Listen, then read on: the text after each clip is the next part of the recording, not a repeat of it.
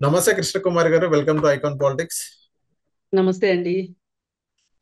Madam, ఇది జనసేన కోటాలో పవన్ కళ్యాణ్ గారి అన్న ఎవరైతే కొన్నిదెల నాగబాబు గారికి ఎమ్మెల్సీ టికెట్ అంటూ ఇవ్వడం జరిగింది. సైన్స్ కూడా అన్ని అయిపోయినాయి. సో చాలా మంది ఇదే ఎమ్మెల్సీని నాగబాబు గారికి ఇవ్వడం చాలా మంది వ్యతిరేకిస్తున్నారు. సో మీరేమంటారు? మీరు పవన్ కళ్యాణ్ గారు నాగబాబు గారికి ఎమ్మెల్సీ టికెట్ ఇవ్వడం మీరు సమర్థిస్తారా, మీరు వ్యతిరేకిస్తారా? అంటే ఇప్పుడు నా ఉద్దేశం ప్రకారం ఏదో చరిత్రలో మొదటిసారి జరిగినట్లు మనం ఎందుకు అనుకోవాలండి? ఓకే. ఏ ఇంట్లో జరగలేదు? అవును. చంద్రబాబు నాయుడు గారు చేయలేదా? వాళ్ళ అబ్బాయికి ఎమ్మెల్సీని చేసి మినిస్టర్ని చేయలేదా? చేశారు.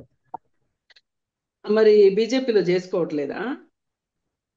చేసుకుంటున్నారు. అసలు అమిత్ షా ఆ కొడుకు జైషా అసలు క్రికెట్ బాల్ ఎట్లుంటుందో తెలుసా? ఆయనకి క్రికెట్ బ్యాట్ ఎట్లుంటుందో తెలుసా? ఆయన cricket association president. BCCI. BCCI. హ్మ్. ఆ ఏ బీజేపీ వాళ్ళు చెప్పే మాట ఏంటి? వారసత్వ రాజకీయాలు మేము ఒప్పుకోము అని చెప్తారు. అలాగే అవును. కుటుంబ పాలన ఉండదు అని చెప్తారు. మరి వాళ్ళు చేశారు. అలాగే ఉమ్. ఇక్కడ చేస్తున్నారు. ఉమ్. అందుకని నేనేం పెద్ద ఆశ్చర్యపోవట్లా. తప్ప ఒప్ప అనేది వాళ్ళ పార్టీ అంతర్గత వ్యవహారం.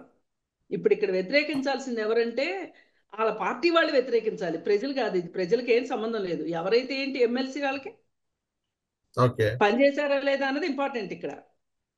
అవును. మనం కూడా అంటే ఇప్పుడు మాట్లాడాల్సింది ఏంటంటే ఇప్పుడు కొంతమంది ఏమంటున్నారంటే మ్యామ్, ఇప్పుడు పవన్ కళ్యాణ్ గారి చుట్టూ ఆయన నమ్ముకుని చాలా మంది కాపులు పవన్ కళ్యాణ్ గారి కోసం పనిచేశారు. సో చాలా మంది పనిచేశారు, బీసీలు వీళ్ళందరూ పనిచేశారు. సో వాళ్ళందరినీ చూడకుండా కేవలం నాగబాబు గారిని ఎందుకు చూశారు? నాగబాబు గారు ఏమైనా పార్టీ కోసం పనిచేశారా? లాస్ట్ 5 సంవత్సరాలు చూసుకుంటే ఏదైతే కాపు సామాజిక వర్గం కానీ బీసీ సామాజిక వర్గం కానీ, సో వాళ్ళందరూ పవన్ కళ్యాణ్ గారి కోసం హార్డ్ కోర్ పనిచేశారు. అలాంటి వ్యక్తికి ఎమ్మెల్సీ ఇవ్వడం ఎంతవరకు సమంజసం? సో ఏదైతే పార్టీ ప్రెసిడెంట్ గా అలాంటి ఇవ్వచ్చు, పార్టీ మీద బాగా గ్రిప్ ఉండిద్ది. ఇది ఎమ్మెల్సీ ఇవ్వడం సమంజసం కాదు. నాగబాబు గారి కంటే వేరే వ్యక్తి ఎవరికైనా ఇచ్చినా కానీ పర్లేదని కొంతమంది అంటున్నారు. దానిపైన మీరేమంటారు?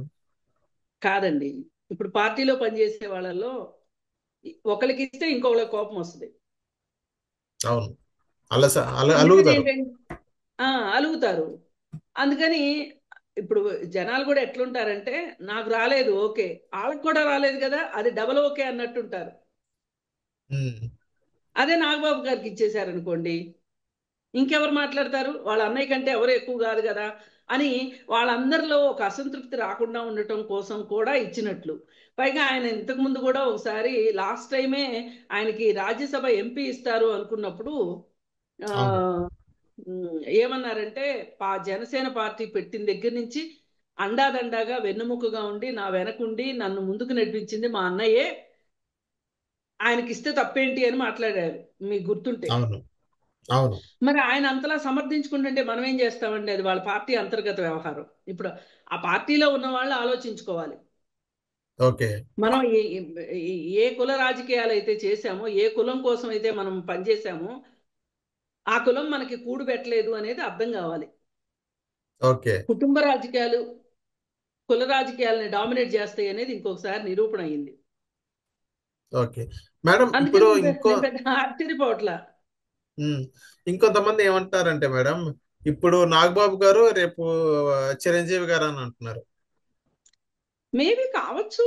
రాజకీయాల్లో ఏమైనా జరుగుతాయండి. అసలు ఎవ్వరు ప్రిడిక్ట్ చేయని జరుగుతాయి. అదే రాజకీయం అంటే. ఓకే. అందుకే జాతకాల వాళ్ళు కూడా 100% ఫెయిల్ అయ్యేది అందుకే. అంటే ఉమ్. కనీసం జాతకాలంటే ఒక సైకాలజీ ప్రకారం చెప్తుంటారు కొంతమంది. అవి ఏవో శాస్త్రాలు అని చెప్తారు, కానీ నేను వాటి కంటే కూడా ఎక్కువ హ్యూమన్ సైకాలజీ ఎక్కువ తెలిసిన వాళ్ళు ఎక్కువ జాతకాలు చెప్తారు. ఉమ్. వాళ్ళకు కూడా అంతుపట్టకుండా ఉంది. ఓకే. అందుకని ఏంటంటే ఎవరు వస్తారు ఎవరు వెళ్తారు అనేది అనవసరం. ఓకే. ఏదైనా బీజేపీ వాళ్ళు చిరంజీవిని చాలా ముద్దు చేస్తున్న మాట అయితే వాస్తవం. అవును. ఇప్పుడు ఆయన్ని బీజేపీలోకి తీసుకోవటం కోసం చాలా చాలా విశ్వ ప్రయత్నాలు చేస్తున్నారు. కానీ ఆయన రజనీకాంత్ లాగానే రాజకీయాల్లో ఒక అడుగు ముందుకి 2 అడుగులు వెనక్కి, అవసరమైతే 4 అడుగులు వెనక్కి వేస్తున్నారు.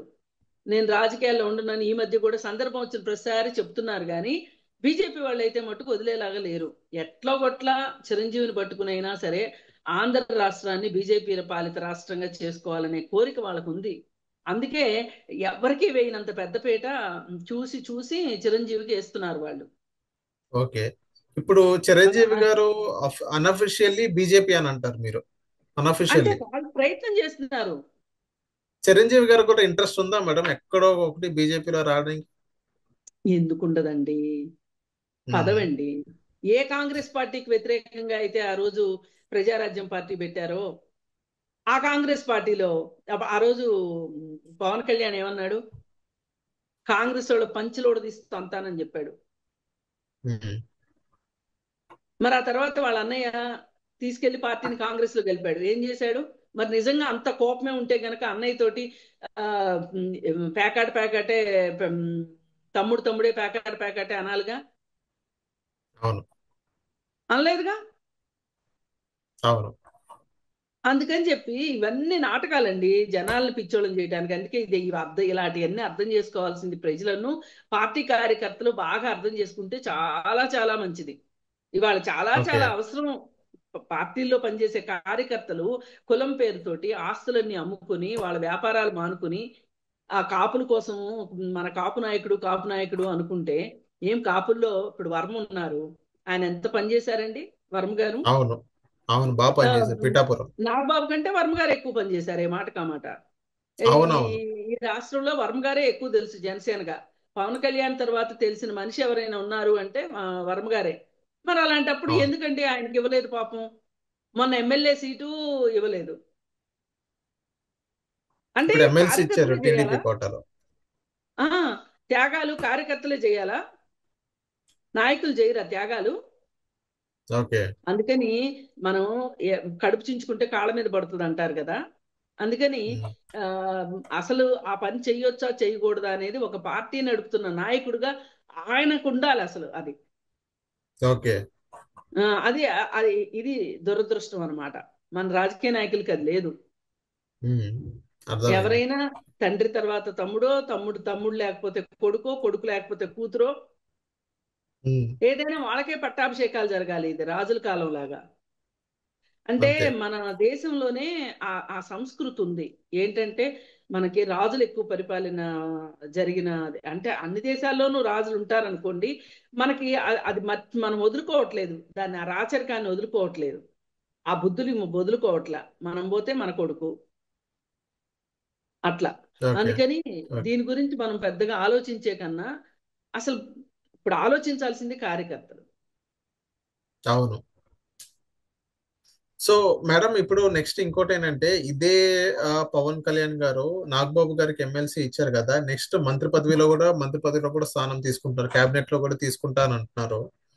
సో అంబటి రాంబాబు. ఏదైనా ఏదైనా ఒకటండి, వాళ్ళకి తీసుకునే అవకాశం ఉన్నప్పుడు, ప్రొవిజన్ ఉన్నప్పుడు, వీళ్ళ కోటాకి ఇన్ని వీళ్ళ కోటాకి ఇన్ని అని బీజేపీ తెలుగుదేశం జనసేన పంచుకున్నాయి. దాని ప్రకారం ఎవరిని పెడితే ఏంటి? ఒకవేళ రేపు పొద్దున్న నేను చేరాను అనుకోండి జనసేన పార్టీలో, నాకు ఇచ్చారనుకోండి, మీకేమైనా అభ్యంతరమా? లేదు, అంతే మరి. పార్టీ నిర్ణయం. అది పార్టీ నిర్ణయం. ఏదో అంటారు ఓకే. చూడండి, ఏమో ఏమో గుర్రం ఎగరావచ్చు అన్నట్లు ఆయన మంత్రి కూడా కాను వచ్చు. ఓకే. ఓకే. అంటే ఇక్కడ కొంతమంది రాజకీయ విశ్లేషకులు కానీ కొంతమంది ఆ, జగన్ వైఎస్ఆర్సీపీ పార్టీలో వాళ్ళు కానీ ఏమని అంటారంటే నాగబాబుకి ఇవ్వడం సమంజసం కాదు, కేవలం జగన్మోహన్ రెడ్డి గారికి ఐపాక్ ఎలా ఉందో పవన్ కళ్యాణ్ గారికి కూడా ఒక టీం అంటూ ఉంటది, ఆ టీం ని పవన్ కళ్యాణ్ గారిని కావాలని తప్పుదారి పట్టిస్తున్నారేమో అన్నట్టు కొంతమంది క్వశ్చన్ చేయడం జరుగుతుంది. ఇప్పుడు వైఎస్ఆర్ పార్టీ వాళ్ళు కూడా వ్యతిరేకిస్తున్నారా దీన్ని? అవును.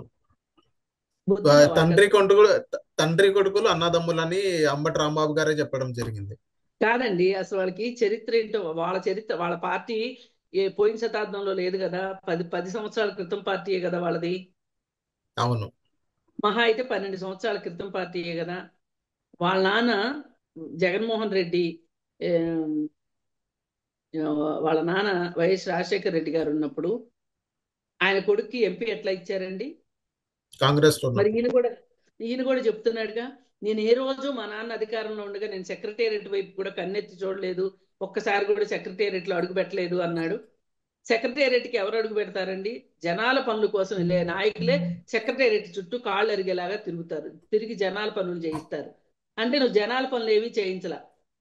ఓ ఉమ్, పక్కన నువ్వు ఆ, ఉమ్, ముందస్తు ట్యాక్సులు కట్టడానికి సరిపడా డబ్బులు సంపాదించుకుంటా, వ్యాపారాలు చేసుకుంటా నువ్వు ఉండి నువ్వు ఎంపీ అయ్యావు. అవును. ఎవరు అసలు ఆ ఎంపీ సీట్ దక్కాల్సింది ఎవరికి? మీ బాబాయ్కి. మీ బాబాయ్ని కొట్టి మరీ నువ్వు ఎంపీ సీట్ తీసుకున్నావు. నువ్వు అది చెప్పేది? ఉమ్, నువ్వు ఏ ఓకే. ఏ ఏ నోటితో చెప్తున్నావు అసలు నువ్వు? నాయకుడికి బుద్ధి ఉందా? నా నా ఆ పార్టీలో పనిచేసే వాళ్ళకి బుద్ధి ఉందా? ఎవరికి ఇక్కడ బుద్ధి లేనిది చెప్పండి. ఉమ్. మరి అంబటి రాంబాబు గారు చెప్పిన మాటల పైన మీరేమంటారు మ్యామ్? అగా టీడీపీలో తండ్రి అదేనండి, కొడుకులు, ఇక్కడ లేదు, మీకు బుద్ధి అన్నదమ్ములు. ఉందా లేదా? అసలు మీకు బుద్ధి ఉందా లేదా? కొంచెం ఒక్క నిమిషం ఆగి, అరే మనం ఏం మాట్లాడుతున్నాము, నిన్న కాక మనం ఏం చేశాము 10 సంవత్సరాల క్రితం, 15 సంవత్సరాల క్రితం మన జగనన్న ఎట్లా అయ్యాడు? వాళ్ళ నాన్న సీఎం గా ఉన్నప్పుడు ఆయనకి ఎంపీ పదవి వచ్చింది, అలాగే ఆస్తులు వచ్చినాయి, క్విడ్ ప్రోకో ద్వారా ఆస్తులు వచ్చినాయి, ఆ ఆస్తుల తర్వాత కేసులు వచ్చినాయి, కేసుల తర్వాత జైళ్ళు వచ్చినాయి, జైలు తర్వాత బెయిళ్ళు వచ్చినాయి, బెయిల్ మీద ఉండి మనం ఆమ్, పరిపాలన చేశాము, బీజేపీ వాళ్ళ మోచేతి కింద నీళ్లు తాగుతూ అనే సంగతి తెలీదా అంబటి రాంబాబుకి? ఏం ఓకే. రాజకీయాలు చేస్తున్నాడండి అంబటి రాంబాబు? ఏసం, ఆ, సుకన్య సుజాత అనుకుంటా ఉంటే సరిపోయిందా? వాళ్ళ పార్టీలో ఏం జరిగిందో కూడా ఆయనకి తెలియాలి. వాళ్ళ నాయకుడి సంగతి, వాళ్ళ నాయకుడి వెనకమాల ఏముందో. వాళ్ళ నాయకుడి వీపు ఈయనన్న ఆయనకి ఎలాగో చూసుకోలేడు, ఎవరి వీపు వాళ్ళు చూసుకోలేరు. ఈయనన్న చూడొచ్చుగా ఆయన వీపు. ఓకే. అందుకని ఈ కథలు చెప్పటం మానేయమనండి. అన్ని పార్టీల్లో ఉంది ఈ జాడ్యం. ఓకే. ఎవరో తప్పు పట్టిస్తున్నారు అంటే వీళ్ళ బుద్ధి జ్ఞానం ఏమైపోయింది? ఐపాక్ ఓకే. మీదకి వెళ్ళి అంటే వీళ్ళేమో అన్ని మంచి పనులు చేశారు, ఐపాక్ తప్పుడు ఆ, సంకేతాలు ఇచ్చింది, తప్పుదోవ పట్టించింది అంటే ఉమ్. ఇప్పుడు నెపమంతా ఐపాక్ మీద వేస్తున్నారు. మాకు పరిపాలించడం చేత కాలేదు, 151 మంది ఎమ్మెల్యేలు వస్తాయని చెప్పుకోమనండి. ఈవీఎం ద్వారా కూడా చెప్తున్నారుగా. అది చెప్పనివ్వండి. నేను ఓడిపోతే 100 చెప్తానండి. ఓకే. గెలిచినోడు గెలుపు కథలు చెప్తాడు, ఓడినోడు ఓడిన కథలు చెప్తా ఉంటాడు. అవన్నీ మనం పట్టించుకోవాల్సిన అవసరం లేదు. ఒకవేళ ఉంటే ఓకే. ఉండొచ్చు, దాని మీద పోరాటం చేయాలి తప్పితే. ఓకే. ఇప్పుడైతే ప్రస్తుతానికి ఎవరు సీఎం? చంద్రబాబు నాయుడు గారు. చంద్రబాబు నాయుడు గారే కదా. ఆ చంద్రబాబు నాయుడు గారినే కదా నువ్వు అడుక్కుంటున్నావు, నాకు ప్రతిపక్ష హోదా అన్- ఇవ్వు, నాకు ప్రతిపక్ష హోదా ఇవ్వు అని. పోనీ నువ్వేమన్నా నువ్వు ఈవీఎంల ద్వారా వచ్చావు, అసలు నీకు ముఖ్యమంత్రి అయ్యే అర్హత లేదు అని చెప్పి నువ్వేమన్నా సుప్రీంకోర్టులో కేసు అయిపోయినావా? వేసి ఉమ్, ఒక స్టే తీసుకొస్తే ఆ, చంద్రబాబు నాయుడు గారు వాళ్ళ పార్టీ ఆఫీసులోనే కూర్చుంటాడు. అవును. మరి అట్లాంటివి ఏమి చేయకోకుండా ఇట్లాంటి తింగర మాటలు మాట్లాడితే ఎట్లా? ఓకే. ఓకే. అందుకని ఇవన్నీ వద్దండి. ఓకే. ఓకే. అందుకని ఎవరి వీపు వాళ్ళు చూసుకుంటే బాగుంటది. లేదు అనుకుంటే మీ వీపు వేరే వాళ్ళు చూస్తారు, వేరే వాళ్ళ వీపు మీరన్నా చూడండి, అదన్నా నేర్చుకోండి కనీసం. మీ నాయకుల్ని గుడ్డిగా వెనకేసుకు రావద్దు. ఓకే. ఇప్పుడు పవన్ కళ్యాణ్ అలా వెనకేసుకు వచ్చే కదా వాళ్ళ అవును. అన్నయ్యకి ఇచ్చుకున్నాడు. మీ మొహం చూశాడా? అవును. ఉమ్, అప్పుడు ప్రజారాజ్యం పెట్టినప్పుడు ఎంతమంది ఆరిపోయారు ఆ పార్టీలో చేరి. జనసేన పార్టీలో కూడా అట్లాగే ఆరిపోయారు. ఒక్కొక్క రాజకీయ పార్టీ పెట్టడము, ఆశావహుల లిస్టు ఇంత పెద్ద తాంచాడంత ఆశావహుల లిస్టు. ఎలాగో మీరు ఆశపడుతున్నారు కాబట్టి ఖర్చు పెట్టండి. ఎవరి కోసం? రేపు పదవులు వస్తే సంపాదించుకోరా? అవును. మీరేమి అంత బాధపడిపోతున్నారు అని మాట్లాడతారు వీళ్ళందరూ. అందుకని దాని గురించి పెద్ద ఆలోచించాల్సిన అవసరం లేదండి. రాజకీయాలు ఓకే. ఇలాగే ఉంటాయి. Okay. Thank you ma'am. Thank you.